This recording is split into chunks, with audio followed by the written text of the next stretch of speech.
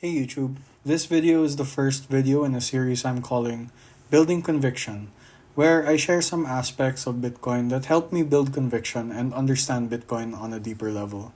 For this video specifically, the topic will be on the history and different forms of money before Bitcoin and why Bitcoin changes this whole idea of money. By no means am I claiming to be an expert on these topics. If you want to further understand these topics, there are a ton of content creators that dive deeper into this topic.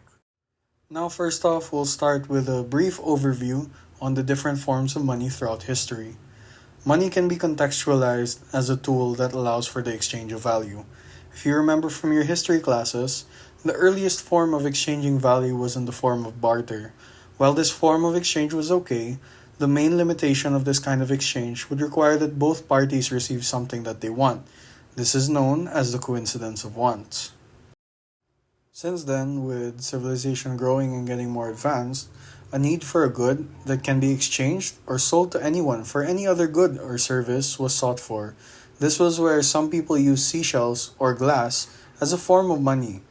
These items had something in common in that for those that lived in the tribe, it was hard to produce and scarce. But as time passed, we see in history that these forms of money were eventually phased out, as tribes came into contact with other tribes that knew how to produce their money fast and easy. Fast forward to the time of the ancient Romans. We see that their form of money was in the form of rare earth metal coins, gold and silver. These materials were rare and hard enough to produce that it could work as the quote unquote perfect form of money.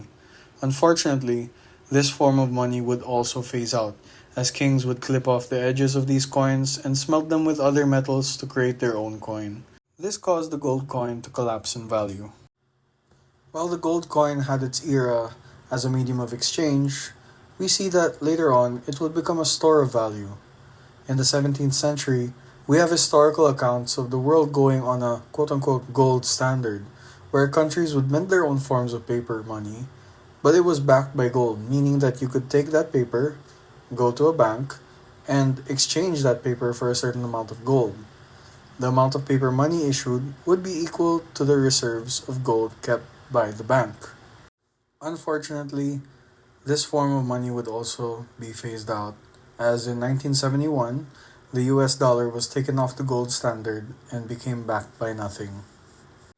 Now we usher into the more local times where we have what is known as fiat currency. Now, fiat is Latin for it shall be done, and as I said previously, fiat money is not backed by gold or silver or any physical commodity. Its value comes entirely from the government decree that it is legal tender and crucially the collective trust people have in that government. Fast forward to today, our money is pure data, accessed by plastic cards and apps. The power to create and manipulate money is centralized in the hands of a few institutions. Throughout history, we see that money has only ever faced one fatal flaw: the ones that control it. Time and time again, when a government faces a crisis or wants to pursue an economic goal, they resort to printing money. This manipulation is seen in the most spectacular financial collapses in history: the hyperinflation in Weimar Germany, the worthless Yugoslav dinar, and the failed Zimbabwean dollar. In every case, the issuing authority destroyed the trust that gave the currency its worth.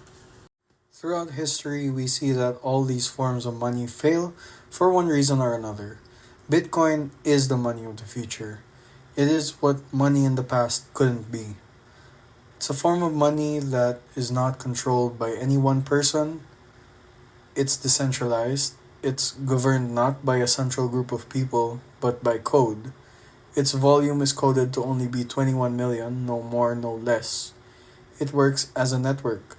So, this code is used by all people who use Bitcoin and abide by its rules. It can be changed, but only if a majority of all people on the network agree on the change in the code. It can't be cheated, as cheaters would find it impossible and expensive. China banned Bitcoin many times, it's still here. It's a form of money that cannot be censored. No one can freeze your Bitcoin. You hold your own keys. You are your own bank. What I want to point out here is that Bitcoin does something that no other currency has done ever. It continues to grow and is being adopted by different nation states around the world.